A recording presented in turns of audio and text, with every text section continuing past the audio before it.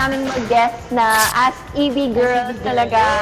Like, first time excited. Sa family feud. First time niya! I'm nervous, but bahala na si Lord. Kung wala pong alam, basta yung sagot ko hotdog, okay na, solved na.